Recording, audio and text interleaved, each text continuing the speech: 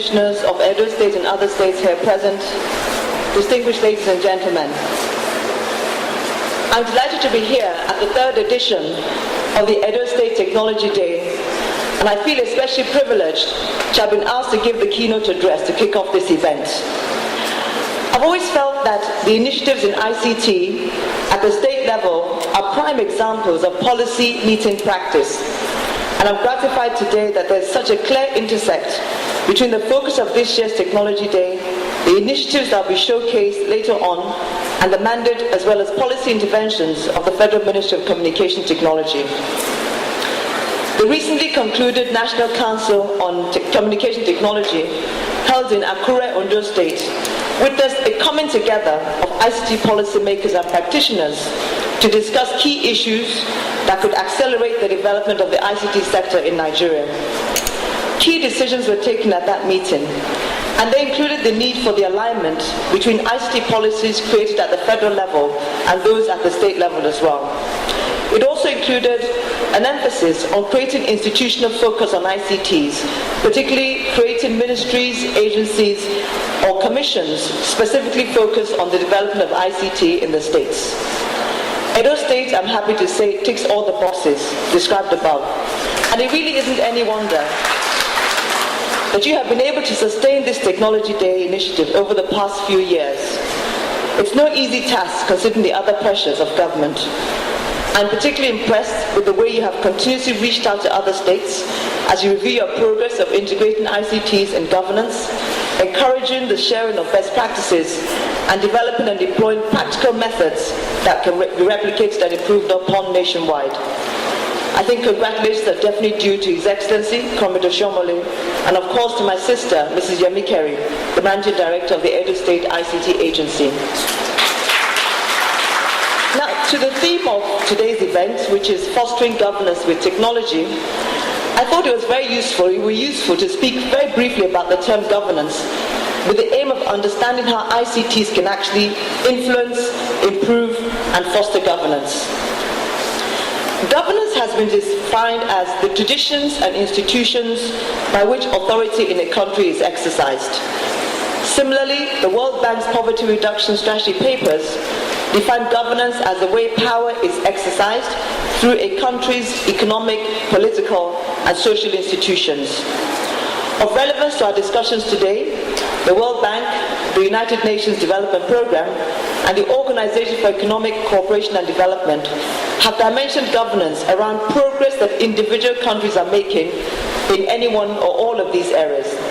Property rights, rule-based governance, or what we call the rule of law, quality of budgetary and financial management, efficiency of revenue mobilization, efficiency of public expenditure, transparency, accountability, and internal rules and restraints built to combat corruption. So that's how governance has been defined. These dimensions are very easily aligned to some very familiar indicators that are used to rank countries. The World Bank Doing Business Indicator and the more recent World Economic Forum's Network Readiness Index. These two widely accepted surveys and the resulting country rankings measure, first of all, the ease of doing business in a country that helps to attract investments, and secondly, the level of impactful ICT utilization in the country that not only helps to attract investments, but also helps to create jobs and to create wealth. The Network Readiness Index, which is the one that looks at the impact of ICTs and social and economic development, is the one that I'd like to anchor my keynote on today. In this NRI survey in 2013, Nigeria ranked 114 out of 144 countries with an aggregate Network Readiness Index score of 3.27 out of 7. And this is because Nigeria did not score too well on the usage sub-index, where scores on individual usage, business usage, and government usage are aggregated, and our score of 3.04 out of 7 places us at 108 out of 144 surveyed countries. We have a slightly better score in the environment sub-index, which measures political and regulatory environment for the ICT sector, business and innovation environment. And we scored 3.66 out of 7, and this places us at 94 out of 144 countries that have been surveyed. Finally, the impact sub-index, which is probably the most important, which measures the economic and the social impact of ICTs in governance or in a country. We score 3.34 out of 7, which makes us 79 out of 144 surveyed countries. So the impact score is where we do best. And what this means is that even though we're not using technology to the extent we should in government and in business, we're still using that technology in the right way. So we're getting some impact out of it. So while we are 90-something in the regulatory and the other indices, we're 79. But of course we can do better. And the more states that catch on to the importance of ICT, like Edo State and a number of other states around the country, the better we'll do on these indices and the more impact ICTs will have in social development and of course economic development. So what this means is that if we address these components of the Network Readiness Index, we should really begin to improve those dimensions of governance that I talked about. We should be able to get a bureaucracy that is imbued with professional ethos, an executive arm of government accountable for its actions, a strong civil society participating in public affairs, and adherence by all to the rule of law. It would therefore appear that good governance is about mechanisms, processes, and institutions that enable high levels of achievement in any or all of the dimensions defined earlier, and that good governance can be facilitated with technology. In other words, for countries to foster governance with technology, they must embrace e-government wholeheartedly. And let me just pause for a minute and define e-government. E-government is the use of ICTs by governments, agencies to transform and improve the traditional interactions between government and citizens, as well as within government and the business community. Using ICTs in a way that fosters governance can result in a much more efficient delivery of government services to citizens. It can lead to improved interactions with business and industry, improved document management and archiving, citizen empowerment through access to information, which Edo State is doing today, and more efficient government management. The increased transparency inherent in this model of e-government can also reduce corruption, it can grow revenues, and it can significantly reduce costs. E-government therefore aims to make the interaction between government and citizens, government G2B, G2C, government and business enterprises, G2B, and interagencies relationships, G2G, government to government, more convenient, transparent, and inexpensive. It is therefore an important enabler towards achieving good governance. However, the successful implementation of e-government initiatives, such as the ones that are being launched by Edo State today, requires some basic building blocks to be put in place.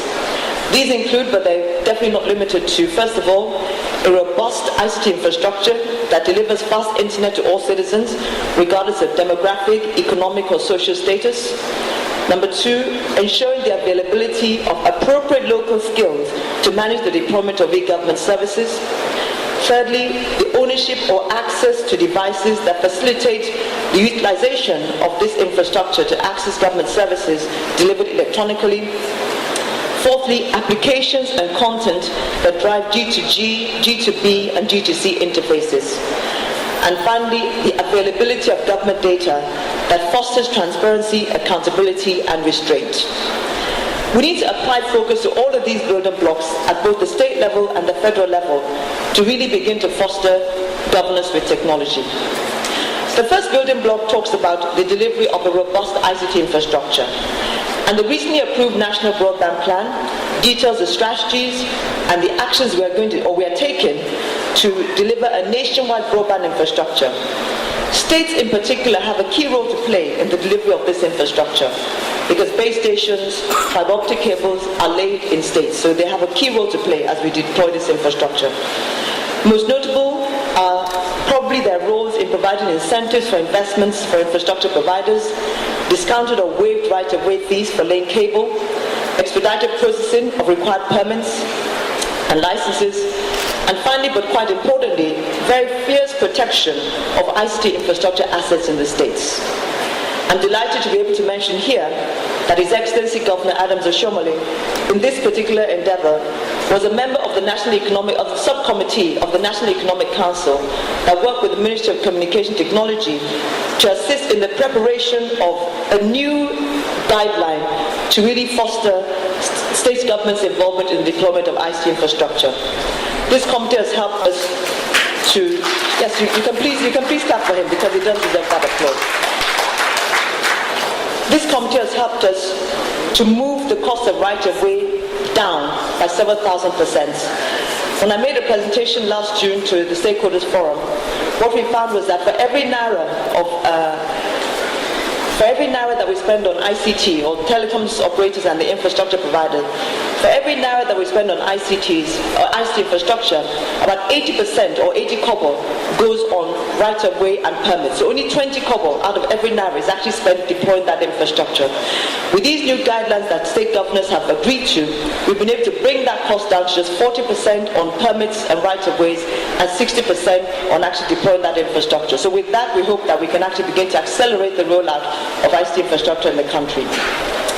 The next building block involves the delivery of appropriate skills to manage the effective and efficient deployment of e-government services.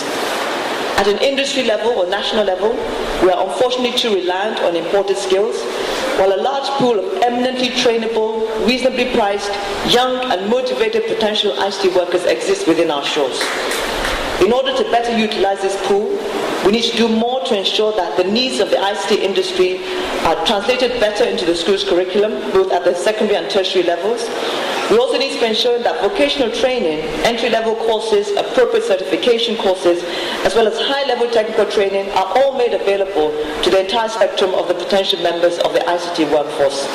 I'm pleased to say that we are actually working with a number of multinational organizations, IBM, SAP, Oracle, to actually include some of their curriculum in our university curriculum to ensure that we get more young Nigerians who are skilled and able to support this very fast-growing industry that we see.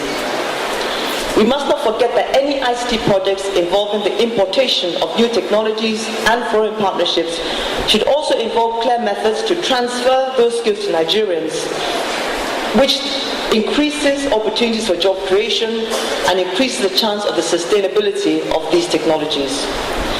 The next building blocks is about access to devices, providing attractive terms and well-designed incentives to existing and potential manufacturers of PCs, tablets, phones, so that they are able to produce high-quality and reasonably priced devices is very, very important. I'll just give you a few examples. We have one of the lowest PC penetrations, not only in Africa, but in the world. When it gets to our student population, it's about 2%. So 2% of our students have a computer. What we need to be doing is ensuring that we get PCs or tablets or smartphones into the hands of almost every single Nigerian. It's true we have 100 million phones in the country, but some of the tragedy of it is that almost every single one of those phones has been imported into this country. Imagine if those phones were produced here, the amount of jobs that would create. And I know that a number of states are already working on this. Osun State, for example, is concluding an innovative joint venture with RLG Communications for the manufacture of laptop, tablets, and mobile phones. In addition, My Phone, a company based in Mauritius that has operations in 14 other African countries, is at an advanced stage of entry into this market as they plan to set up a $30 million facility to assemble feature phones and smartphones. In order to complement our goal of widespread device ownership, a new framework for what we now call public access venues, these are the rural IT centers, the community communication centers that are set up all over the country.